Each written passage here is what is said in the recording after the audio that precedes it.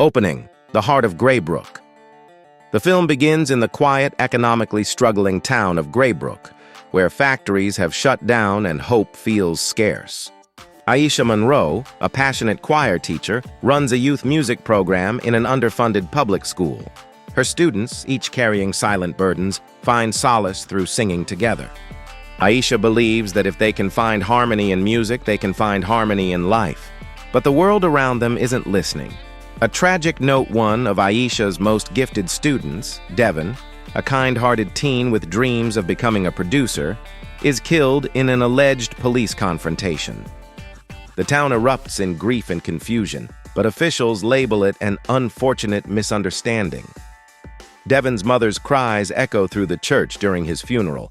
A haunting silence follows. Aisha feels powerless, her students broken and afraid to speak. She realizes their voices are being silenced, not just literally, but systemically. The first song, Aisha writes a new piece with her students, titled Our Voices Cry. It's not just a song, and it's a declaration of pain, love, and the need to be heard. They perform it during a community vigil, their harmonies raw and trembling. A teenager films it and posts it online. Within days, the performance goes viral, spreading across social media. The backlash begins as the video gains traction.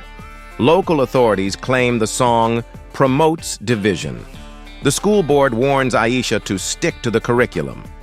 Parents are divided, some proud, others fearful of consequences. Aisha's classroom becomes a battleground between freedom of expression and control. The students, however, feel something they never have before: power, Devin's legacy. Devin's best friend Marcus, once quiet and withdrawn, begins writing rap verses inspired by the song. He blends poetry with truth, becoming a voice for the unheard. Aisha encourages him to perform at their next concert, despite warnings from the principal. The choir's next performance draws hundreds from across town. When Marcus performs, the crowd stands in stunned silence, and then applause. A movement is born. The performance sparks a grassroots movement across Graybrook. Students start painting murals, organizing vigils, and writing songs of protest. Local radio stations pick up Our Voices Cry, calling it the anthem of a generation. Aisha's small choir becomes a symbol of resilience. But with attention comes danger. Threats and fear. Aisha begins receiving anonymous calls warning her to stop. Someone vandalizes the school with graffiti reading, "Silence the choir." The superintendent suspends Aisha for causing disruption. Her students refuse to sing without her, staging a silent protest in the auditorium. The image of dozens of children standing silently with duct tape over their mouths goes viral. The documentary crew, a journalist and filmmaker duo, Rachel Kim and Derek Hines, arrive to document the growing movement. They see something bigger than one town, a reflection of a nation in pain. Rachel interviews Aisha, asking, "Do you think a song can change the world?" Aisha replies softly, "Not the world, but it can change the hearts that build it." Their footage begins to reach national networks. Marcus's breakthrough Marcus is invited to perform at a youth rally in the city. His raw words ignite the crowd. Our voices don't break, they rise. He becomes the movement's face, even as he wrestles with survivors' guilt. Corporate sponsors offer him deals, but Aisha warns him not to lose his truth. He tells her, "I don't want fame, I want justice." The mayor's response, Graybrook's mayor, Helen Royce, calls for peace and order, dismissing the choir's protests. She invites Aisha to a televised town hall to discuss solutions. The event turns hostile as Aisha demands accountability for Devin's death. Helen cuts her mic and the crowd erupts in outrage. The clip circulates online under the hashtag #WeAreOurVoicesCry. The divide deepens, tensions flare across the town, rallies, counter-protests, and media chaos.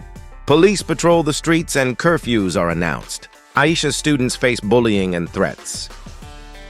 Yet every night they gather secretly in the community center to rehearse. Their voices, trembling, defiant, echo like prayer. The fire one night, the community center catches fire. The building burns to ashes, taking with it instruments, sheet music, and memories. Officials call it an electrical malfunction, but the students know better. The next morning, Aisha finds a note on the ruins. No more songs. Instead of tears, she feels resolve, rebuilding the sound Aisha, and the students rebuild their choir outdoors in the park.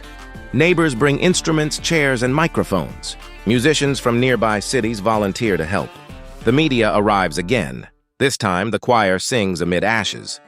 Their song, stronger than ever, moves millions to tears. The national stage. The choir is invited to perform at a national human rights event in Washington. D.C. Aisha hesitates, fearing the message will be diluted by politics. Marcus convinces her, "We're not here to be quiet. We're here to be heard." They step onto the stage before a sea of thousands. As their harmonies swell, faces in the crowd cry and cheer in unison. Aisha's arrest after returning home. Aisha is arrested for organizing unlicensed protests. Students flood social media demanding her release. Celebrities, activists, and politicians join in solidarity. The hashtag #FreeAisha trends worldwide. Even the mayor faces public pressure to back down. The truth emerges. The documentary team releases footage proving Devon's death wasn't an accident. It was covered up. The video shows a body cam clip hidden for months. Public outrage explodes, forcing an independent investigation. The corrupt officers are arrested and the mayor resigns. Justice, though delayed, begins to take shape. Aisha's release. Aisha walks out of jail to see her students waiting with candles and sheet music. Marcus begins the first notes of Our Voices Cry. The entire crowd joins in, soft, unified, unstoppable. Aisha smiles through tears, whispering, "You found your voice." The choir sings as dawn breaks over Graybrook, healing and hope. Months later, the rebuilt community center opens, now named the Devon Carter Music Hall. Murals of music notes and raised hands line the walls. Aisha continues teaching, but now her students lead workshops on justice, art, and truth. Their story inspires similar programs across the country. What began as grief has become a movement of love. The final performance. At the National Music Awards, the choir performs Our Voices Cry for a live audience. Their voices, once trembling, now ring with unshakable confidence. Images of Devon, the protests, and their journey play behind them. The audience rises in tears, clapping in rhythm. Aisha watches proudly, whispering, "Sing for the ones who couldn't." Epilogue. The sound that never dies. The film closes with children in a distant city singing the same song, their voices echoing through an empty hall. Aisha narrates, "When one voice cries, it's sorrow. But when many cry together, it becomes a song." The camera pans upward over the city skyline, filled with murals and choirs. The screen fades to black with the words, "Inspired by true stories of voices that refuse to be silenced."